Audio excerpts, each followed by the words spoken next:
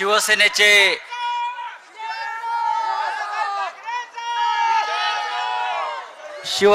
आदरणीय पक्षप्रमुख उद्धवजी ठाकरे, व्यासपीठावरील शिवसेनेचे सर्व प्रमुख नेते आणि या मातृतीर्थावर जमलेले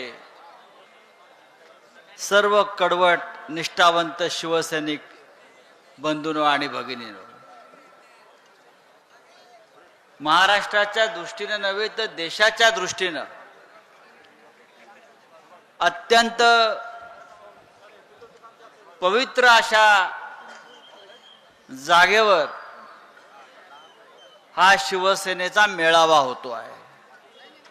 अमृत नोनी आर्थो प्लस, ये एक प्रूवन फॉर्मूला है। इसमें मौजूद नोनी फल के गुण और आयुर्वेदिक जड़ी बूटियां शरीर को जरूरी पोषक तत्व देने के साथ साथ हड्डियों और जोड़ों के घिसने, उनमें होने वाले सूजन और दर्द को रोकने में मदद करता है। दर्द मुक्त जीवन के लिए अमृत नोनी आर्थो प्लस।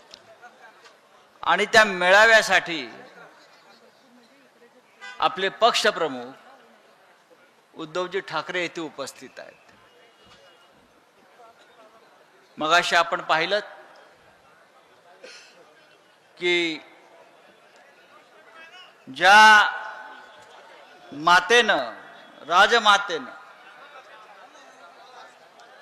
छत्रपती शिवाजी महाराजांना महाराष्ट्राच्या ओटीत टाकलं,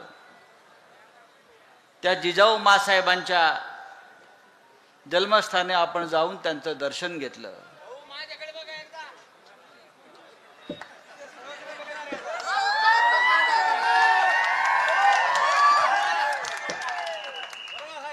आम्ही तुझ्याकडे बघतो, तू शिवसेनेकडे बघ।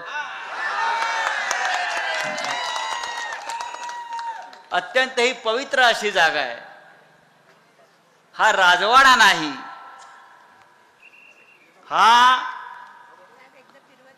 हा राजवाडा नाही, हे महाराष्ट्राचं, या हिंदुत्वाचं, या हिंदवी स्वराज्याचं तीर्थक्षेत्र आहे। आणि या तीर्थक्षेत्री गद्दारीची बीज कधी रुजणार नाहीत। इथे गद्दार गाडले जातील, इथे बेईमानांना थारा नाही, अशा प्रकारची ही पवित्र माती आणि पवित्र भूमी आहे।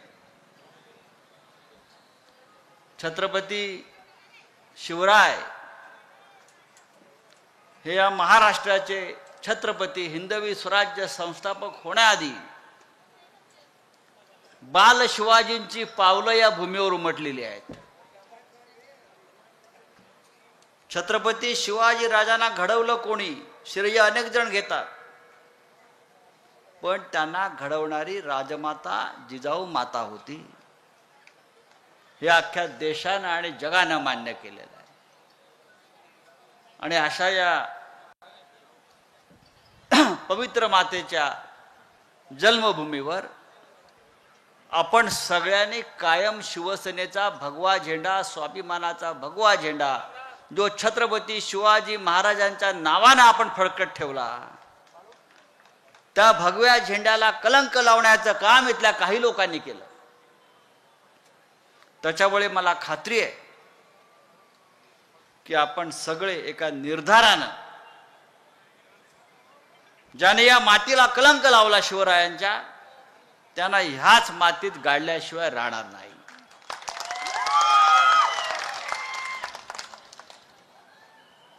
मला आठवतंय की हे मातृतीर्थ सिंदखेड राजाच्या विकासासाठी मुख्यमंत्री असताना माननीय उद्धव ठाकरे साहेबांनी विशेष प्रयत्न केले होते। आणि त्याच मातृतीर्थावरती आपण आज जमलेलो आहोत। या राज्याचं महत्व असं आहे, या मातीचं महत्व असं आहे, महाराष्ट्र यासाठी मोठा आहे की या मातीमध्ये छत्रपती शिवाजी महाराज जन्माला आले, म्हणून या महाराष्ट्राला इतिहास आहे। आणि जे महाराष्ट्रावर चाल करून येत आहेत ते गुजरातचे राज्यकर्ते मोदी असतील किंवा शहा असतील. महाराष्ट्रात शिवाजी महाराज जन्माला आले आणि औरंगजेबाचा जन्म गुजरातमध्ये झाला.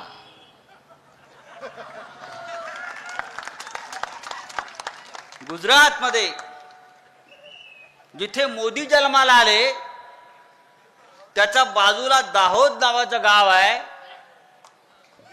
तेथे औरंगजेब जन्माला आला.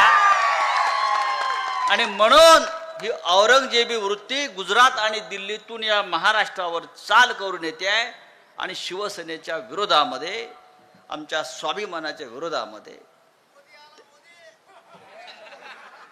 मोदी आला नाही, औरंगजेब आला म्हणा, काढून टाक.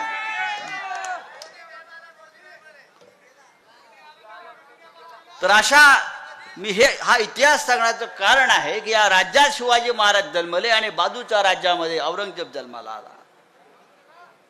पण जे जे या महाराष्ट्रावर चाल करून आले, ज्याने ज्याने या महाराष्ट्राच्या स्वाभिमानावर, या राज्यातल्या हिंदवी स्वराज्यावर हल्ले करण्याचा प्रयत्न केला, ते औरंगजेब असेल, शाहिस्ते खान असेल, अफजल खान असेल, त्या सगळ्यांना याच महाराष्ट्राच्या मातीमध्ये गाडण्याचं काम इतिहासात झालेलं आहे.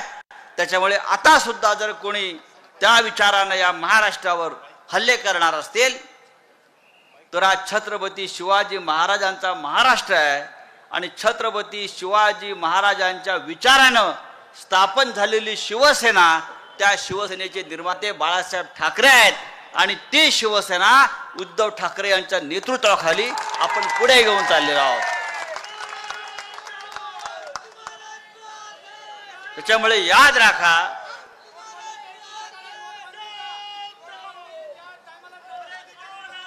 राखा, महाराष्ट्रावर चाल करून येण्याचा प्रयत्न करू नका. हा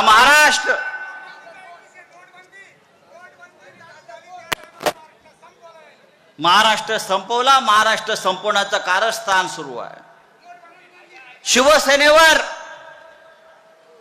शिवसेनेवर हल्ला केला, शिवसेनेचे 2 तुकडे केले, ते यासाठी केले कारण त्यांना या महाराष्ट्रामध्ये स्वाभिमानी मराठी माणसाला संपवायचं आहे. हा महाराष्ट्र विकायचा आहे, मुंबई विकायची आहे, उद्योगपतींच्या घशात घालायची आहे.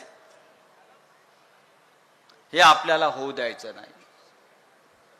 आणि जोपर्यंत शिवसेना आहे तोपर्यंत छत्रपती शिवाजी महाराजांच्या हिंदवी स्वराज्याचं स्वप्न जे आहे ते शिवसेना पुढे घेऊन जाईल.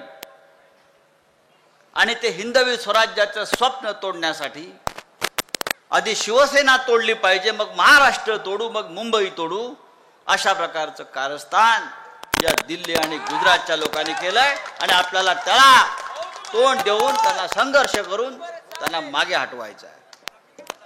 महाराष्ट्रामध्ये असंख्य प्रश्न आहेत, त्यावर माननीय उद्धवजी बोलतील. पण मी शेवटी इतकंच सांगायला तुम्हाला इथे उभा आहे,